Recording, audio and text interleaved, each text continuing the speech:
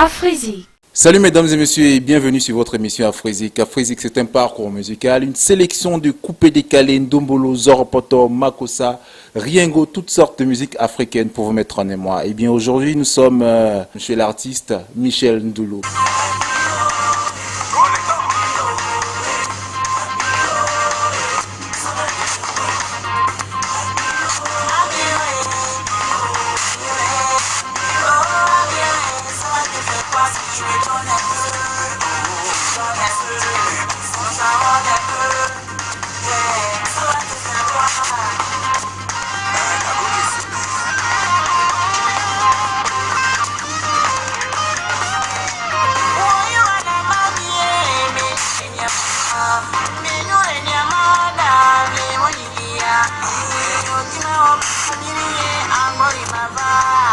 Salut Michel. Salut Lévi. Alors, ça fait déjà 2 semaines qu'on essaie de vous rencontrer, mais c'est vraiment pas. Vous êtes une artiste vraiment très occupée. Oui, c'est-à-dire qu'en dehors de la musique, j'ai d'autres responsabilités. Donc, en semaine, c'est pas vraiment évident d'avoir un rendez-vous si on ne m'avise pas au moins 1 ou 2 semaines, comme vous le dites, parce que je suis responsable d'un institut de beauté au Kayi Beauty Center, qui fait d'ailleurs l'actualité, je crois, à Libreville. Voilà. Mais mis à part ça, vous êtes une femme mariée et après nos recherches, on a pu découvrir que ça fait déjà près de 16 ans que vous êtes mariée avec votre époux. Vous pouvez nous dire quelque chose là-dessus? Oui, j'ai dit oui devant le maire, ça fait 16 ans. Je suis donc Michel Ndoulou, c'est mon nom d'artiste, mon nom de jeune fille, mais officiellement je suis Michel Morin. Donc Morin, c'est mon nom marital. Je suis mariée devant Dieu, devant les hommes et à la coutume également. Ok, mais directement on va entrer dans le vif du sujet. On est venu ici pour vous rencontrer par rapport à votre activité dans ce sens de la musique. Est-ce que vous pouvez nous dire depuis quand vous faites la musique? Waouh! Belle lurette. Pourquoi belle lurette? En fait, ça va faire aujourd'hui près de 22 ans, mais avec beaucoup de coupures. Pourquoi? Parce qu'il y a eu les études entre-temps, il y a eu des maternités et le travail. Donc, du coup, un coup on laisse, un coup on reprend. Donc, voilà. Donc, si je n'exagère pas, on va pas dire 22 ans, on va peut-être dire près de 15 ans quand même. Voilà. Et qu'est-ce qui vous a motivé à faire de la musique? Ben, en fait, au début, j'étais chanteuse dans un groupe d'animation à l'époque, les Apôts de Yabongo, du Collège de la Réussite. Et ensuite, quand j'ai perdu ma défunte grand-mère, c'est l'un de mes titres que vous allez voir partout sur Internet et tout, Mouni. Mouni, c'était le diminutif comme ça que j'appelais ma grand-mère, Mouni. Quand elle est décédée, j'avais envie de comment dire, de m'épanouir, de me faire entendre, d'où vraiment j'ai eu l'intérêt de vraiment m'exprimer, quoi. Il fallait que je m'exprime. Voilà. En somme, c'était le moment clé qui vous a permis d'être aujourd'hui l'artiste Michel Ndoulou. Voilà. Et vous avez bénéficié d'une aide quelconque? J'ai pas bénéficié d'une aide quelconque dans ma carrière musicale. Mais par contre, une fois que j'ai lancé les Grandes Nuits Gabonaises dont je suis la présidente donc de l'association Milorma Initiative, qui a pour but de promouvoir la culture gabonaise à travers l'international et sur le plan national. Ça fait aujourd'hui 4 ans que l'association existe. Alors, au début, j'ai commencé avec mes propres moyens, 2 ans durant. Et après, le gouvernement m'a mis en place une ligne budgétaire pendant 2 ans. Au bout de la 3e année, elle a été sucrée. Voilà. Mais déjà, vous parlez d'être promotrice d'événements. On se rappelle déjà qu'il y a eu une fois, vous avez organisé à Paris, la Grande Nuit de la musique gabonaise, si je me rappelle bien. Pas une fois, 4 fois. Ça fait 4 fois que j'ai amené avec moi 45 artistes gabonais. Voilà. La majorité des artistes qui font vraiment du bruit et qui ont du talent à Libreville ont déjà participé à la Grande Nuit gabonaise. Et cela sous toutes les corporations artistiques. Que ce soit dans le chant, dans l'humour, dans la mode, dans le théâtre et consorts. Donc, Michel, s'il fallait définir le mot musique, quel sens lui donneriez-vous? Mais la musique, c'est vraiment un tout. Un tout, pourquoi? Parce qu'en fait, je fais de la musique, c'est vraiment par passion. C'est pas pour m'amuser. Je suis prête à tout, vraiment pour la musique.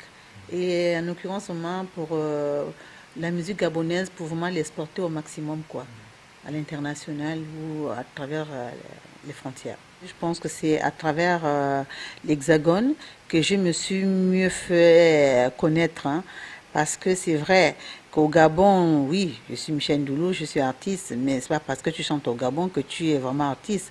On connaît, moi je peux aujourd'hui dire oui, je suis une artiste confirmée parce que j'ai fait des spectacles à l'international, en France, à Zurich, comment dire, à Londres et autres. Donc, j'ai vendu vraiment le vert jaune bleu. Ça, je peux dire oui, je suis une artiste confirmée. Des collaborations quand même à l'étranger déjà?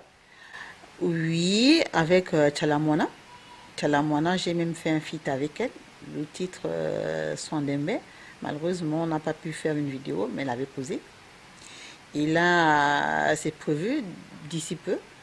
Je préfère garder Mais l'anonymat. expliquez-nous déjà comment s'est faite la collaboration. C'est quoi? C'était au cours d'un repas, vous êtes croisés, c'est quelqu'un qui vous a mis en relation. Comment s'est faite la collaboration avec? Avec Chalamona, c'était aussi simple, hein, mais je ne croyais même pas.